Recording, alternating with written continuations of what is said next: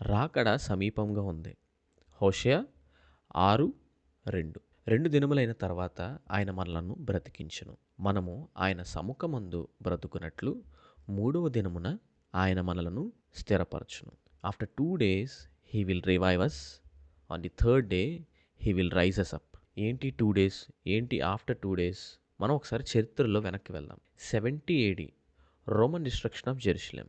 Romans యెరూషలేంని కంప్లీట్గా destruct చేసి రెండో టెంపుల్ని కూడా నాశనం చేశారు. ఆ సమయంలో 1,000,000 జ్యూస్ని చంపేశారు. మరి కొన్ని వేల మంది జ్యూస్ స్లేవ్స్ చేయబడ్డారు.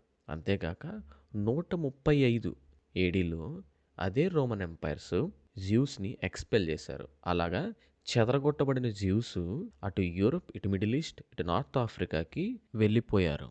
మళ్ళీ 1948లో రీఎస్టాబ్లిష్ చేయబడింది ఇజ్రాయెల్. అంటే మళ్ళీ ఇజ్రాయెల్ జనాంగం సమకూర్చబడింది.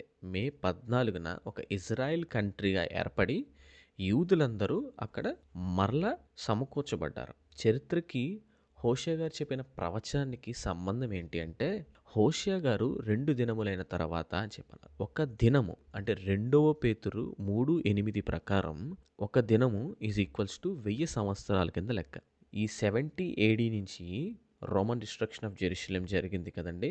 ఆ సమయం, ఆ టైం లైన్ దగ్గర నుంచి మళ్ళీ రీఎస్టాబ్లిష్ చేయబడిన ఇజ్రాయెల్ ఉంది కదండి 1948. ఆ టైం లైన్ మనం కౌంట్ చేసుకుంటూ వస్తే 2000 సంవత్సరాలుగా మనకు కనిపిస్తుంది. సో ఇక్కడ 2 దినాలు, ఇక్కడ 2000 సంవత్సరాలు పూర్తి అయిపోయింది. 3వ దినమున హీ విల్ రైజెస్ అప్ అని చెప్పి అన్నారు ఆయన. ఇది ర్యాప్చర్ అంటారు.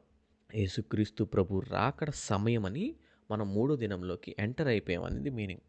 సో ఈ 2025లో మార్చి 29న సోలార్ ఎక్లిప్స్ ఉంది, అంటే సూర్యగ్రహణం. అదే మార్చి 13న బ్లడ్ మూన్ ఉంది, అంటే చంద్రుడు ఎర్రగా అయిపోతాడు. ఇది చూస్తుంటే మీకు ఏమనిపిస్తుంది?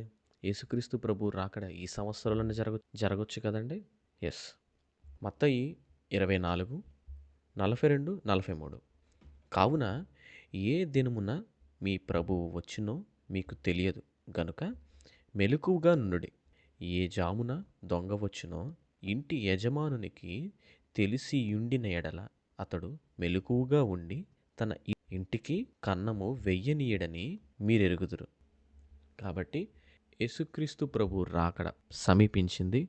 స్థిరపడదాం, సిద్ధపడదాం, మెలకువగా ఉండి ప్రార్థనలో గడుపుదాం. దేవుడు ఈ మాటలు మీ హృదయాల్లో ఫలింపచేసేలాగా దీవించబడునుగాక. దేవుడు నామం మహిమపరచబడునుగాక.